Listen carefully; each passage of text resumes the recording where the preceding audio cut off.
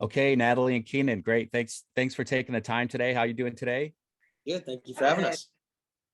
Uh, you guys play Cam and Lauren in the Day of the Dead, SyFy's new show coming out Indeed. on October the 5th, 15. 15th. 15. 15th. Ooh, pretty close, pretty close. So I got a bunch of questions and a little bit of time, so I apologize if they're rapid fire, but let's get going. No. I kind of want to know your characters, Cam and Lauren. What is their relationship to each other? Are you ex?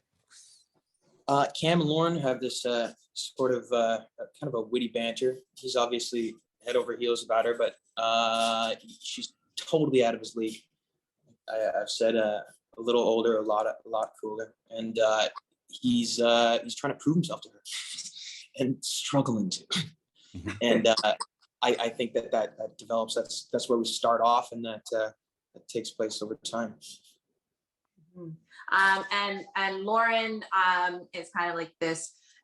Cam really balances her out because Lauren is this very like badass, like go type of character. When this apocalypse hits their town, she's like, come on, Cam, let's leave these suckers. But Cam really like levels her out and is the compassionate side and really brings that out. So I think they bring a nice contrast to each other. I was pretty young, like 7 or 8. My dad would let me stay up and watch zombie movies with him on the late night Saturday night shows, right? And then at the first commercial, he'd send me into the basement to go get some sodas. And as soon as I hit the bottom stair, he'd shut the light off and start screaming and making spooky noises, right? So I have a very visceral connection to these type of movies. I'm wondering, what's your relationship with the original George A. Romero movie or zombies in general?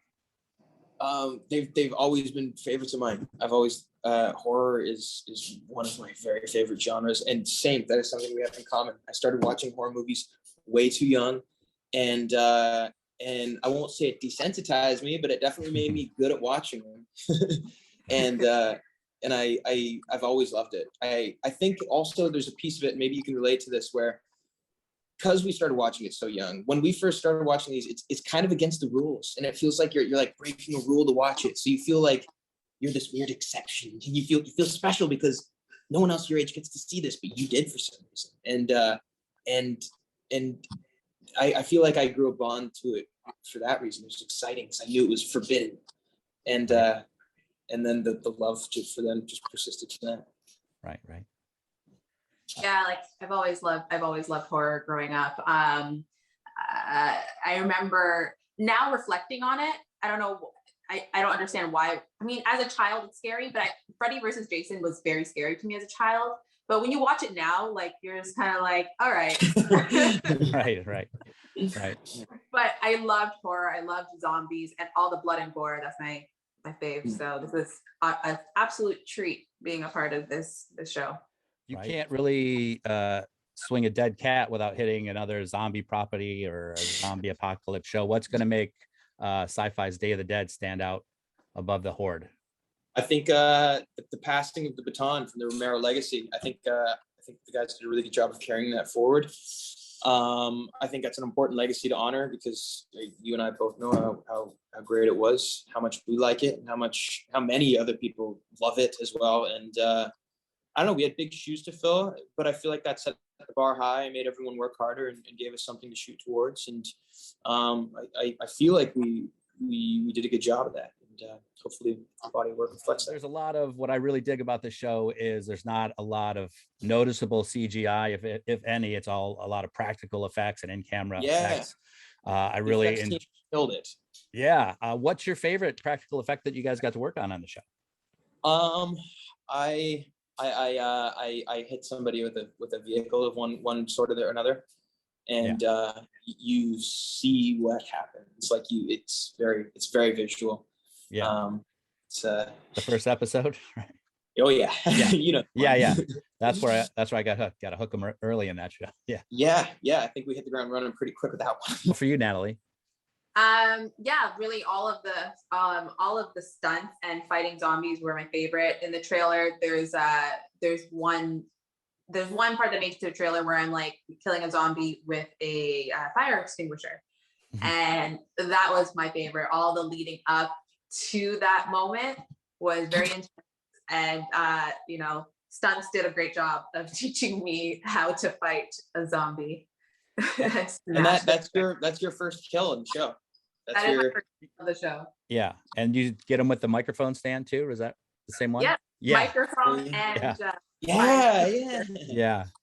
yeah. This show is like I mentioned, the practical effects, and there's a lot of comedy in it too. More than I even after seeing the preview, the trailer, I found it to be funnier than I expected it to be. I've seen half of the episodes so far. You start off, Keenan, working in the cemetery, which seems like a pretty big nod to the original Night of the Living Dead.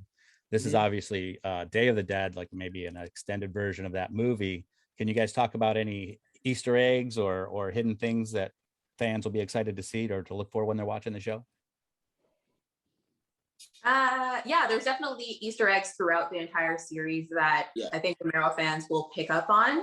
I'll leave that to you to hunt for those eggs. But I feel like they're more exciting if you find them yourself. If you notice them yourself, I feel like that's the treat. But it's full of them. There's tons, and it's cool being there on the day and seeing like what that looks like, because you read it and you know what it is and you know the reference, and then you see it in the thing. And it's like, yes. Right. So what do you think fans will be most excited about? I think fans are going to be really excited to see the way in which we pay homage to Romero. I think a lot of people are going to, I mean, it is called Day of the Dead and it's the same name as the original work. So I think fans are going to be very curious to see how we pay homage and how we are keeping Romero's legacy alive. Yeah. And just as a horror buff in general, in addition to what Natalie said as well, I think horror people are just really going to like it. I think it does a really good job of holding the tone true and being scary. And it's technically horror and gore and thriller, but at the same time, it's also comedy. And I don't know, I've always had a pretty dark sense of humor. So it's a nice, I feel like the comedy and taking the spectrum a little bit that way with the comedy is what enables us to go so far with the violence and the gore. It kind of balances it out. And I think the way to make the bloodiest, goriest, most violent thing is to pair it with comedy. And that's the only way you can go that extreme, I think, without it just being like too much. How did you, I agree with that. Yeah. It hits a lot different than say, pick another zombie show that you're obviously going to be compared to, but all the comedy makes it hit a little different, right? Yeah, there's a little contrast. Do you know why zombies don't eat clowns? Why? What? Oh, because they taste funny. Oh no! I'm like, what? Oh my god, that's too good. When I was younger, I used to have to get up really early on Saturday morning so I could beat my brother to the couch and get the good spot in front of the TV to watch my Saturday morning cartoons. But I'd have to get up even earlier than my parents so I could rush into the kitchen and pour myself a big bowl of sugary goodness, right? So I'd like to know, what was your favorite bowl of Saturday morning cereal and what cartoons did you watch? Coming to the waking up before your parents, we had Teddy Grahams and chocolate milk. And the night before, in the evening, I was like, I'm going to make cereal out of this. And both my parents was like, no way. Like, this is just a bowl of liquid sugar. No. So I woke up early enough the next day to pour the chocolate milk into Teddy Grahams. And I took one bite of it and it was so rich. I had to find a way to pour it out that nobody would see, and like put it deep into pour it off the milk, pour it deep into the garbage so no one could tell me they told me so. Well, my mom was like a bit of like a health freak, so she never really would let me buy. She would buy like Weetabix. Who wants to eat Weetabix? No. But every now and then she would let me take a walk down the cereal aisle and pick my favorite cereal, and it was always Lucky Charms, and I would always pick up the Charms and forget the rest. So probably just the Charms. Isn't there like a box with just the Charms now? I think. Yeah, you can get all Charms. Yeah. Yeah. So that I'd do that. The luckiest of charms. The luckiest. Did you watch any cartoons? Oh, Family Channel, like everything Family Channel was for me. Like did I really get into cartoons? I wasn't a huge cartoony person, to be honest.